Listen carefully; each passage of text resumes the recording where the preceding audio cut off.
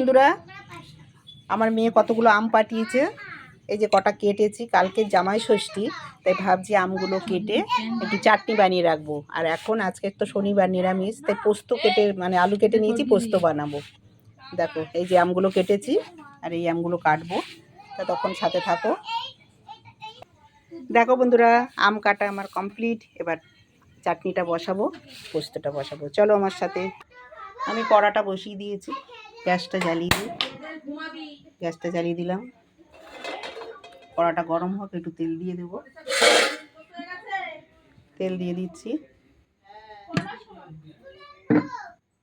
তেলটা গরম হয়ে গেছে, 5 ফোড়ন দিয়ে দিচ্ছি।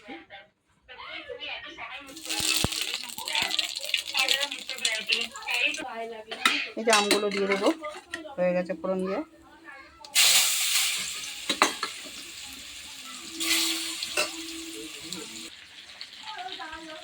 লবণ দিয়ে দিয়েছি বন্ধুরা, দেখো। আর একটুখানি হলুদ দিয়ে দিলাম, অল্প সামান্য দিয়ে নাড়াচাড়া করবো একটু। অনেকটা আম ছিল, মেয়ে দিয়েছে, নষ্ট করবো, তাই ভাবলাম যে চাটনি করে ফেলি, কালকে তো লাগবেই, কালকে জামাই ষষ্ঠী। তা চাটনি সবসময় ঠান্ডাটাই খেতে ভালো লাগে। রান্না করে ঠান্ডা হলে ফ্রিজে রেখে দেবো, তাহলে কালকের একটা কাজ আমার এগিয়ে থাকলো। কালকে তো অনেক খাটনি হবে।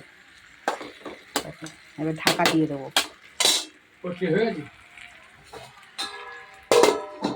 ঢাকা দিয়ে দিলাম, গ্যাসটা কমিয়ে দিই। দেখো নুন দেওয়ার পরে কতটা লাগছিল দেখতে, কমে এসেছে, দেখছো বন্ধুরা।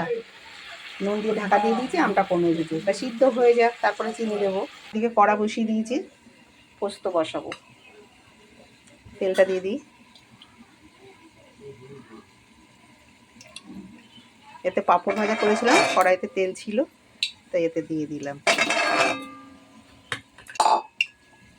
তেলটা গরম হয়ে গেছে বন্ধুরা, আমি একটু পোস্ততে আবার ফোড়ন দিই, তাহলে সুন্দর একটা গ্রান বেরোয়।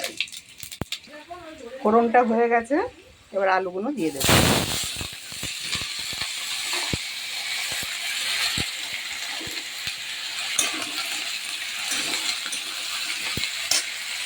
একটু হলুদ দিয়ে দেবো, হলুদ দিলে তাড়াতাড়ি ভাজাটা হয়ে যায়। লবণটা স্বাদ অনুযায়ী দিয়ে দিলাম, লবণটা।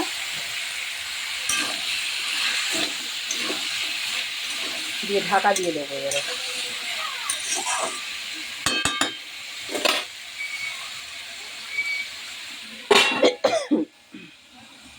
দেখো বন্ধুরা, অনেকগুলো বাতাসা ছিল ঘরে, না বাতাসা দিয়ে দিচ্ছি। হ্যাঁ, সামান্য একটু জল দেবো কিনা ভাবছি। ঢাকা দিয়ে দিই, ঢাকা দিয়ে দিলেই হয়ে যাবে, গলে যাবে। কালারটাও সুন্দর হয় বাতাসা দিয়ে চাটনি করলে। এবার একটু জল ছিটছিটিয়ে দেবো, দিয়ে ঢাকা দিয়ে দেবো। কালারটা কী সুন্দর লাগবে দেখো বন্ধুরা। দেখো বন্ধুরা, নুন হলুদ দিয়ে পোস্তর আলুটা কষানো হয়ে গেছে। আমি সামান্য একটু জল দেবো, দিয়ে চাপা দিয়ে দেবো। সামান্য অল্প একটু জল দিয়ে দিলাম। এবার পোস্তটা বেটে নিয়ে আসি, দিয়ে নামানোর আগে কাঁচা পোস্ত দিয়ে দেবো, একটু তেল দিয়ে দেবো, দিয়ে হয়ে যাবে আমার ঝুরঝুরে পোস্ত। ঢাকা দিয়ে দিই, চলো। হ্যাঁ, গ্যাসটা একদম কমিয়ে দিলাম।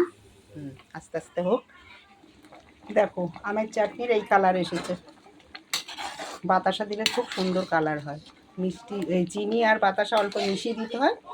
দেখো বন্ধুরা, কালকের জন্য করে রাখলাম, আমার কাজটা একটু এগিয়ে থাকলো, নাহলে কালকে টাইম দিতে পারবো না।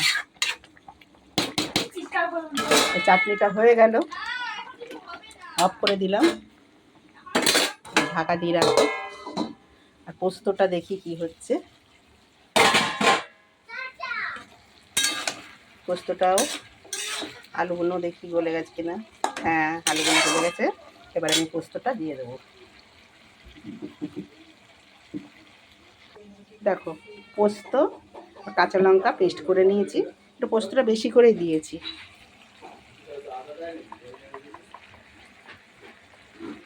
একটু সামান্য জল দিয়ে ধুয়ে দেব, নাড়িয়ে দিই।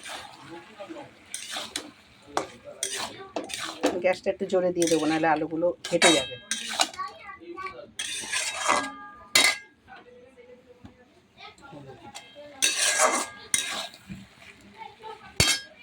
দেখো বন্ধুরা, পোস্ত আমার কমপ্লিট। কিন্তু পেস্ট করা ধনেপাতা, একটু ধনেপাতা দিয়ে দিচ্ছি, কেন কুচানো নেই, পেস্ট করা ছিল তো দিয়ে দিলাম, একটু সেন্ট হবে।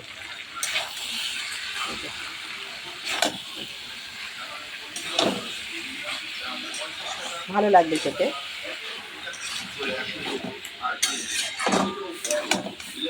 ধনেপাতাটা পোস্ততে দিলে খুব ভালো লাগে।